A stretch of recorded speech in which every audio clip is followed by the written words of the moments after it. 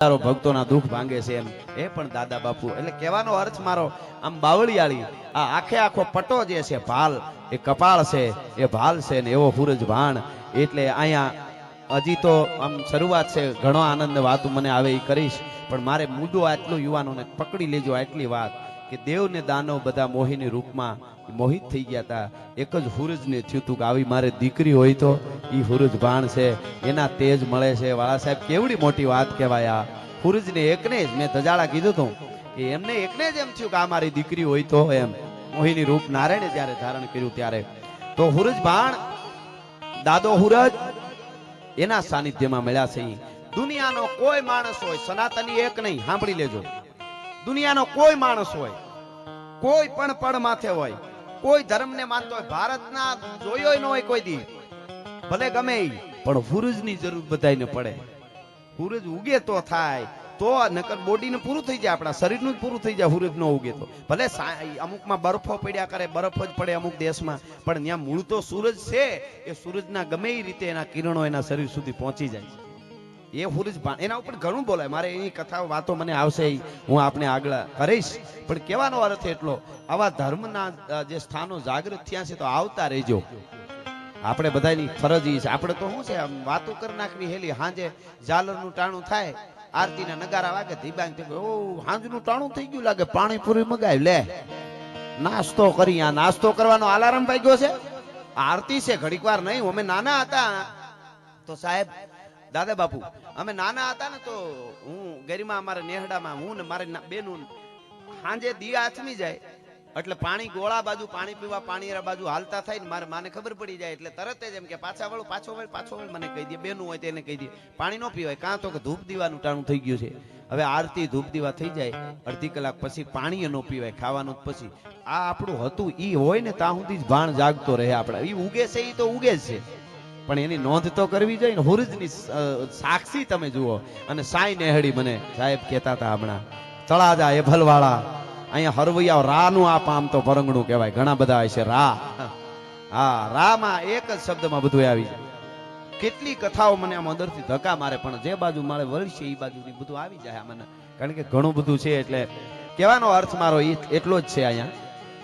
કે આ સાઈ નેહડી જે સૂર્ય ચંદ્રની શાખે એભલવાળાને સૂરજની શાખે એભલવાળાને બચાવ્યા હતા એનો પણ ઇતિહાસ જોડાયેલો છે અહીંયા ભોળોનાથ અને અહીંયા રાજાજીની ખાંભી પણ મેં અહીંયા હમણાં ગયા અમે એમની પણ અહીંયા વગડામાં ખાંભી છે એટલે હું દુવાસનથી શરૂઆત કરો તોય ધકમાર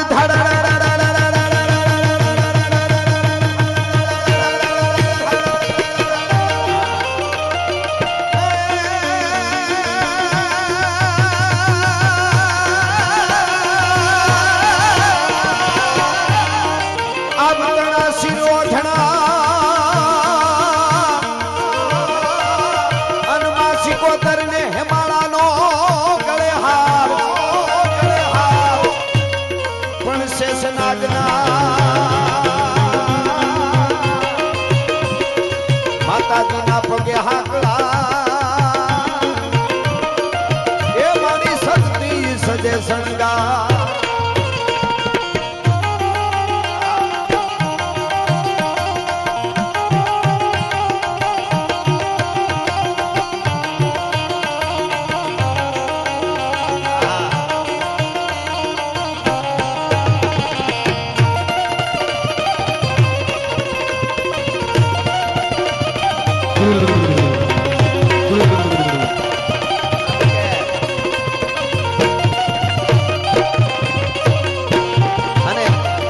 લખેલો દુહો છે દાદા સૂરજ નો હું સારતો ત્યારે લખેલો સાંભળજો મારો જ લખેલો કેવી રીતે